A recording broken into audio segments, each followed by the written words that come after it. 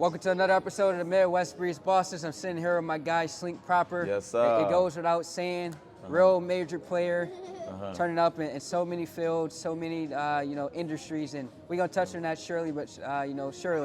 But before I get into that, kind of want to just leave the floor open for him to kind of just talk about his background, where he come from. His story is a lot unique. Yeah. So without further ado, I'll turn the floor over to him. Okay, definitely, man. I'm Slink, Sona,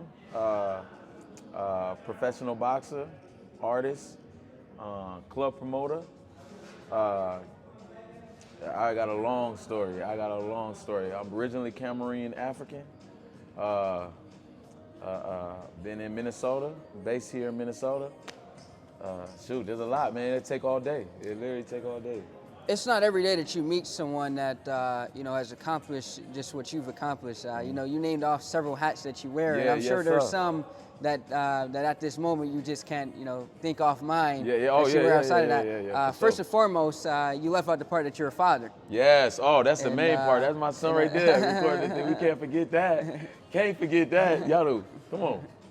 This is my little man's right here. He helped doing my behind the scenes footage. The next generation. Yes, the next generation. Well, this show is called the Midwest Breeze Bosses, and it's all about starting them young. So let's just start off with that. From your background, growing up in Cameroon, coming over to the States, what was that like for you? Well, I came from Cameroon at such a young age, but Africa, where I lived, it's literally the same as here. I mean, people see Africa what they portray Africa to be over here. Flies on the face, huts, and all this type of shit. But it's not really like that. There's city areas. People in Cameroon living nicer than over here. You know what I mean? Like, I came at a very young age. You know what I mean? But I still have land over there. I still have family over there, and we're close. That's great. That's great. All about that close-knitness. Yes, sir. And that's something that you see in a lot of people that have come over from other places outside of the United States. The close communityness, the knitness, and just the unity. Yes. And as a matter of fact, my cousin, who actually is capturing this behind the scenes, shout out to Dre Cash one time. Shout out. What's going on? Dre Cash on the visuals. His mom actually spent some time over in Cameroon. His mom actually spent some time over in Cameroon. My older cousin Yvette. Okay. She actually where? She spent some time in Cameroon. She stayed in Togo, I believe. Stayed a couple different places. Okay, so she was all over Africa. World-class traveler. She actually is a teacher here in Minnesota at this moment. Okay. But when she was over there, she also was, following her academics and being an educator and different that. And from what she said, it kind of prefaced some questions for me to ask you as far as related to Africa. So you said coming over here to the States relatively young, before you can really even remember the transition. So when you first got here, were you first in Minnesota to begin with? Yep, I was in Minnesota. I was actually in Minneapolis. My dad was boss of Glenwood Lindale Community Center, right there on Lindale, and it tore down. The community center tore down. But, during that time, he actually also did a radio show on KMOJ called African Panorama. That was every Thursday. With Q-Bear and all the long-lasting people from KMOJ. Wow. KMOJ used to be connected to the community center, connected to Glenwood Lindale Community Center. So you could just walk straight to KMOJ from Glenwood Lindale Community, they were connected in the same building, That's before awesome. They broke it down. Yeah. That's awesome. So in other words, media, music, and every aspect related to that has always been right there. Yeah, it's always been right there at your fingertips. Right for you to there. Just grasp. It's always been right there, man. We literally, and I had older brothers, and my older brother, how I got into rap was, my older brothers was in the basement, and they were trying to DJ. They started DJing in the basement. We grew up. We had 13 people in the house, because my dad was always bringing people from Africa. So when you bring the people from Africa, we all started in one. They're starting from the ground. They're starting all over. Their lives all over. So the place that they started was like my pop's house. You know what I mean? Everybody would come there, get on their feet, and then move out. And you still embody that to this day. You take from that. Always. That trait and that characteristic. Yeah. Just that idea of helping people out, not belittling people. It's written all over you, man. I'm sure you've got that before. For wow. First experience with music, like you said, with your brothers and some other people down in the basement. We were freestyling in the basement. I was a kid, little, and then they would have me freestyle. They would practice with me, Then when all their friends came over, because there's like a lot of kids in the house already. It's like 13 kids, so everybody had their own friends. So everybody would bring their friends over, and then they would be in the basement, mixing and scratching. I'll never forget it. They had Stanton turntables. It was the first Stanton turntables they bought. Boom, however they got it, you know what I mean? Boom, started spinning stuff, spinning instrumentals, and then we would start battling. So I'll be the little kid battling like all the, you know what I mean? You still got some of those videos? Yeah. Okay. No, it was on VHS. Okay. And then my Auntie Rita found it, and she saw us cussing, and she's like, "Why are you doing that? What are you?" You know what I mean? It sounds kind of like my story, man. I started off making music. Originally, I was writing poetry to girls. Okay. Look at you. My Roses are red, violets are blue. That's where it started off. That's not where it ended, though. I see. That poetry wind up involving into writing music. Okay. I remember getting in trouble in the classroom for writing down raps. The teacher's like, "What are you doing?" I'm not paying attention.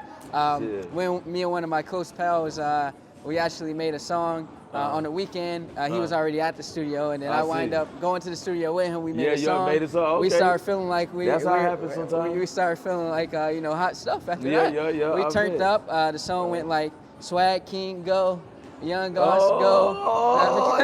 Bars. That's an exclusive, And from there on, from that point on, we actually made tons of music after that. Opened up, performed at adult age clubs, teenage age clubs. But this interview is not about me, so let's get back to you, bro. I just wanted to give a little, one-two about insight. Me. That's dope. I didn't know that. I know. You don't know everything, bro. I see that. So you talked about your dad. Let's talk about your mom. Where was she during this whole time when your dad was? My mom is originally from Mississippi, and met my dad. You know what I mean? Met my dad in Cameroon. And then they kicked it off from there. She's good though. My mom said they split. They split when I was like 13. So when they split, my mom she was still in Minnesota, and I was just going back and forth from my mom and dad, and then I lived with my mom for a while, lived with my dad. One of those things. You know what I mean? But yeah, we were a close-knit family until the age of 13. And did that dynamic kind of shift your mentality, like that embodied you into the go-getter that you are today? When that split happened, when the split happened, no, that didn't. No, the split didn't really affect. I was kind of older at the time, and the way that our household was, like I had aunties there, and father and uncles there, so they were like motherly figures. Also with my mom. I had my mom, but then I also had my Auntie Rita, I had my Auntie Ruhid, I had my, you get what I'm saying? So it was like all of us were raised with multiple mothers, kind of. You know what I mean? Absolutely. It sounds a lot like my community. My mom, my heart, though, Sounds a lot like my community. I got my Aunt April, my actual aunt, and then everyone else that was in. They say it takes a village. It takes a village. It takes a village. So that was as you shared again, going through that. Yeah. So where did the boxing come in all along that time? Were you still the boxing? At that I was always into fighting. I was always fighting. You know what I mean? Like when I first came, I actually went to a Martin Luther King Center, which is so ironic because I just did some a couple months ago. I just did some work over there for some kids. We had a seminar over there for the community, and it was out of a Martin Luther King Center. And I went there when I was a kid, and nothing's really changed over there. So I came back there, and when I went there, I fought a lot. You know what I mean? Because I was African, and they called me African booty scratcher. I didn't even know what the hell that was. Yeah. And I used to fight. And fight. So fighting's always been in my blood. I had 13 kids in the house, you know what I mean? And it was like, I was with the youngest, so I had to fight, you know what I mean? Especially when you have a whole bunch of dudes, and, so that was built in me, kind of, And then boxing came, and I picked up boxing. I was boxing amateur for a while. And then Scott Tolzman came and said, hey, you want to turn pro. about 3 years ago. I said, yeah, let's do it. Boom, I turned pro. Got my first fight at Myth, knocked him out. And then, after that, it's the rest of knockout after knockout. Knockout after knockout. Let's talk about that record. What is that record looking like at this time? My record good. It's undefeated. I'm undefeated still. I fight for the state title June 11th under Big Q Promotions. It's going to be lit, man. June 11th, man. Y'all pull up, come out. I fight Gilbert Venegas.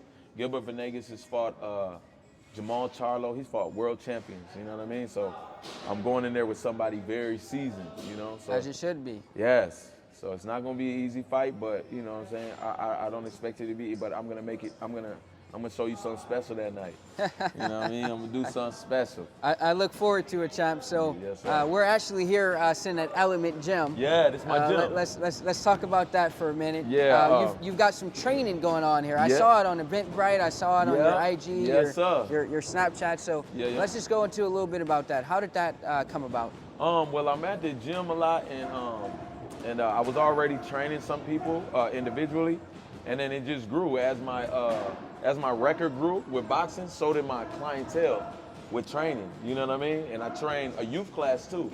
I train a youth class every Tuesday and Thursdays, 4:30 to 6, ages 4 to 15, and that's every Tuesday and Thursdays, 4:30 to 6. My son is in that class. We got a lot of kids in that class. So bring your kids up to Element any Tuesday and Thursday, 4 to 6:30 p.m. and I will be training the kids. At this time, are you offering any virtual trainings? We were doing some Zoom, but we just decided it's a little hassle. You know what I mean? So we're like, hey man, you want the experience, just show up. You know what I mean? Who better to speak with when it comes to the comparison between, you hear a lot of talk about Minneapolis and St. Paul, being a twin city. Oh, so yeah. When it comes to that, could you clarify for the people that are going to be tuning in, what is the differences between Minneapolis and St. Paul? The differences. I've lived in Minneapolis for a long time too. I lived in Minneapolis for a long time. I lived in St. Paul for a long time. I lived South Minneapolis, 28th Street, right off Lake, for 6 years. I lived on the U of M campus, which is Southeast University, which is right there, which is literally like you go literally 2 blocks down and you in Southeast, even though we're in St. Paul. So we're right on the border. So on the border. But I lived in Prospect Park for 5 years. So I was in South St. Paul area for like a whole 10 years, a whole decade, you know what I mean? So when I've also been in St. Paul for the same amount of time.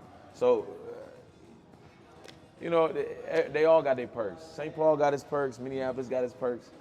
You know what I mean? I can't say if I like one better than the other, you know what I mean? I'm not going to put you on the spot about that. There's going to be a lot of people tuning in that might not like that. Yeah. If you start saying that South is better than North. Well, man, the South Side would be cool. We used to be there every day. Then if I talk about South Side and the East Side, nigga, was on the East Side, man. What you talking about? On the East Side, You're funny, bro. You represent for the whole. Yeah, I represent the whole Twin Cities. I'm TC, Yeah. TC crazy. So what high school did you go to here? Was that over in Minneapolis, or was that over here? That was in St. Paul. That was in St. Paul Park. Okay. So I actually went to Park High School for 10th grade, and then I ended up getting my GED in jail. So I went as soon as I got my GED in jail. Boom! I came out. My scores were high enough that I could go. My GED scores were so high that I could go. I was accepted to go to Mankato and St. Cloud and these universities. I ended up going to Century College because it was close, and I was on probation. So I couldn't even go, that far without, leaving the probation, my county. Without going too much in depth about your legal issues, and obviously those have been, years ago. Yeah, years ago. I just got out. Yeah, I had legal issues for a long time, and then I just got off probation last year, which was like a celebratory time for me because I was on probation for so fucking long. For such a long time, but my life is, on the ups. I can't complain about nothing. I'm glad for everything that I went through and everything I learned because it made me the person that I am today. You know what I mean? But, the system ain't nowhere, the system ain't no joke, man. That motherfucker, they get you and they want to keep you. And the struggle is, successfully hopping out the system and having a regular life, while still having, because probation, you can't, you gotta understand. People get out of jail and can't get jobs. Of course. They can't get jobs. They can't function in society like normal human beings. You're basically functioning in society like you're locked up. Like a caged animal. Yeah, like a caged animal, Some people but that outside. feel more comfortable going It's back different. in than being on the outside. Oh yeah, because it's like inside. It's like at least here I know what I can do, what I can't do. This is that. This is that. Out here, it's like you fuck up out here, you mess up out here, and you're on probation. They execute your time. It's like you could for the smallest thing, you could speed too much over the speed limit, and they call it high risk behavior. And then boom, you'll go into jail for all the time that you were supposed to do what you were on probation for. So you can't even really move like how you want to. You can't make normal mistakes that somebody in life would make, you know what I mean? And have the same consequences. Your consequences are gonna be way more than somebody that's just, that's not on probation. So probation, once you're in the system, they try to keep you in it, you know what I mean? By, oh yeah, probation, you're out and you're free, but you're not really free.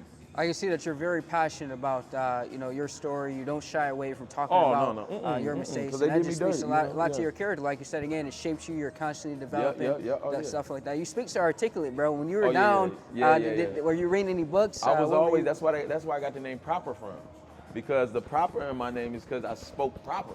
You know what I mean? I always was raised like, my father.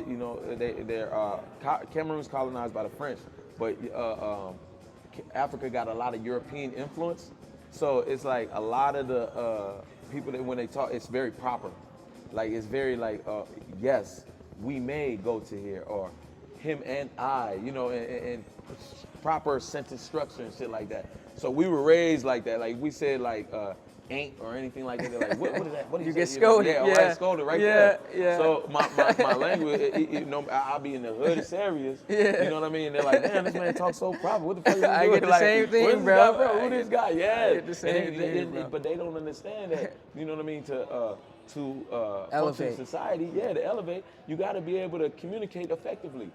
Period. I put it as simple as elevation costs or separation, and nobody wants to leave anybody behind. Yep. But at the end of the day, you gotta be for you. If you ain't for you, who's gonna be for you? Yeah, because you can't put nobody else on if you ain't on.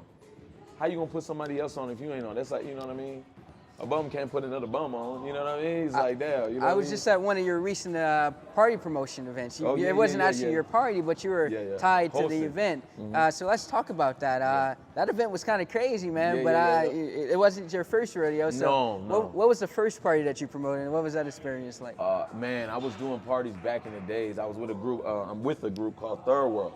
And we made Third World, and we were throwing event. We just anything that somebody had in Third World that they wanted to do, business-wise oriented, we all put money towards it and push this person to get there. You guys were moving militant, man. Yeah, one would say that there was a book out there, and it's on my top books to procure pretty shortly. It's called The Jewish Phenomenon, and it talks about just the Jewish ideal of actually helping one another and uplifting and unity. I like that. Like if one person is going off to college and they want to get out and spend a business, if they fail in that business, venture, they'll still, they won't hold it against them. They'll still willingly give to them until they get it right. Yep. That's good. Because failure, like when you fail, like that's the most important part of succeeding. You got to fail a couple times. You know what I mean? Because you got to know the pitfalls you'll make, so when you get there, you don't make them again. So when I fail, I just call them a step. It's like, okay, one step, I got some more knowledge on this subject. I know what I'm doing. Boom, next step. Okay, I failed on this, but I got more knowledge on the subject. So now I'm at the point that where, you know what I mean, I know how to maneuver around certain, things I do. Like if I get into something, I know what I'm doing. I want to be knowledgeable and know what I'm doing when I get into it. So also with the party promotion, you know what I mean? So I'm hosting parties now, and like you said, the first party I threw, it was with Third, and it was successful.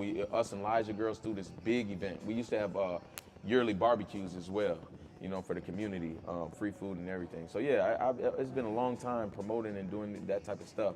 So I maneuvered around it enough to know how to successfully pull something off. And would you say the ability to be successful when it comes to your the party and the outcome of like the turnout? It comes down to the following that you have as far as social media, would you say? Or I would say social media is a big help for me, you know what I mean? Because that's literally all my promotion. All my promotion is through social media. Like, and my social media following follows me. You know what I mean? So I'm able to capitalize off of it. I'm able to be like, hey, come out to this park, because everybody wants to have fun. You know, they just don't know where to go sometimes. Or you get those people that say Minnesota's boring. You know, send me those people.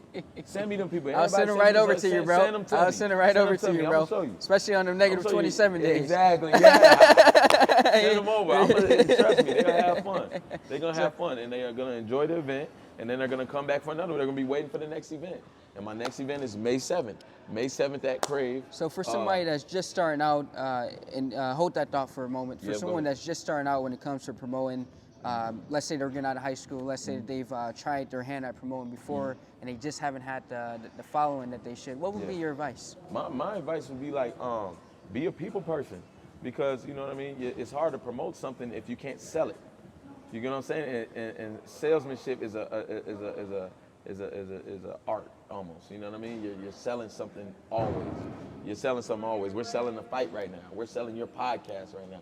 You just got to be a people person in order to get the message across, to make it enticing for somebody to actually want to do what you're saying. You know what I mean? Or believe in you. Period. When's the merch coming out, bro? I'm sure you tried your hand at it before, man. The merch is coming. Yes, the merch is coming, man. We had a couple. We ran into a couple hiccups. But yeah, we have all the merch stuff ready, you know what I mean, and the website ready, almost ready to run. Pause it. Oh, that's Swagger, yep, and almost ready to run. That's actually Big Q Promotions right there. Really? That's the promoter. Yeah, bring it. That's the promoter. Yes, this is the promoter right here. Hey, Q. Hey, man, I'm in an interview right now, man. I got you on the phone. What up, though, Q? It's us. This is my podcast, The Midwest Breeze Bosses. Here you're doing big things. Got something going on May 7th? June 11th. June 11th, yeah. Okay, June 11th. Yeah. That's what's up. That's what's up. I know my boy Slink gonna hold his own in there. Yeah, you already. You got no choice. Hey, let's strap up and get it done. Word. You know, that's how that man, you know, this man pushes me. You know, and he's the reason that I'm here right now. He's the reason that I'm fighting for the state title and I even made it this far. You know what I mean? Because he took me, we've been 2.5 years just grinding, nonstop, grinding, y'all. You know what I mean? Accepting measly money to travel for fights, you know what I mean? And this man was with me from the beginning, you know what I mean? Just me and him in his gym. And now it's crazy what it's become. You know what I mean? Now we fighting for the state title. So we made it for a long way, man. It's been a long grind. Long time and coming. I appreciate that, man. You know what I mean? So I had to have it, yo. Of course. Let's give Big Q his roses on the show. Yes, shout out to Big Q one time. Big Q Promotions, man. You can't forget that. Never. You are. You know, I appreciate it, man. It's just about trying to tap in. You know, you got a lot of fighters, you got a lot of athletes that want to be great, right? They want to be the best version of themselves, but sometimes they just don't know how to, or they've never been around it, or any, situations like that. I've been blessed to be around greatness. I've been blessed to be a great athlete when I used to play basketball and things like that. So there's a blueprint on how to do it. And I'm just blessed enough to be able to, give these, young fighters and athletes that I train with the blueprint. And, if you follow it, you're going to be successful. If you don't, whatever happens to you, happens to you. But, Slinks one of my athletes that follows the blueprint. He listens, pays attention to me, and things are going on the up and up. So it wasn't like that all the time. Don't believe me wrong. There was a little struggle, you know what I mean? There was a little struggle, but at the end of the day, once he bought in, things took off for him. So it's not only me, it's a testament to him, because you got to be able to be coachable. You got to be able to be led. You know what I mean? That's the hardest thing for athletes to do. Every athlete wants to tell their trainers and their coaches and their managers how to do stuff, and they don't really know, the other part of the business. And he's been a guy that sat back and trusted me, and, because of the trust that, we've accumulated with each other, big things are happening. So it's all good. And Q, what's the timeline? How long has it been that, forgive me if I state this incorrectly, but you manage Slink to a certain extent, to a certain capacity. How long has that relationship, been? Man, I would probably say 3 years, man. It's been 3 years. 3 years, It's kind of funny, I wasn't even in the boxing. That wasn't even, I fought myself a couple times, but I wasn't even in the boxing. And I would just give the man some pointers to do this and how to do that. And, my pointers worked.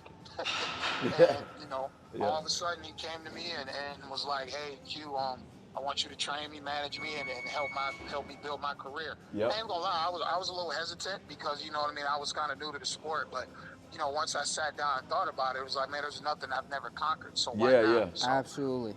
That's cute. so I studied and learned, and the biggest thing with me is I get better just as much as he's getting better. He sees me training and working out and busting my tail to get better at the craft all the time. So hopefully that motivates him. But yeah, it's been 3 years, man. It's been a great relationship between us. 3 years, Yes. 3 years, and more to go. Thank you for sharing that, OG. And we're just gonna wrap this up here, and look forward to meeting you. For sure. Hey. Yeah, bro. All right, Q, I'm gonna hit you after this. All right, Dizzy.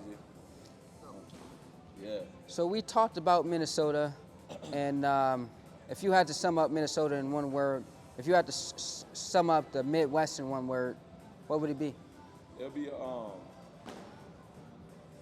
underrated. There we go. Underrated.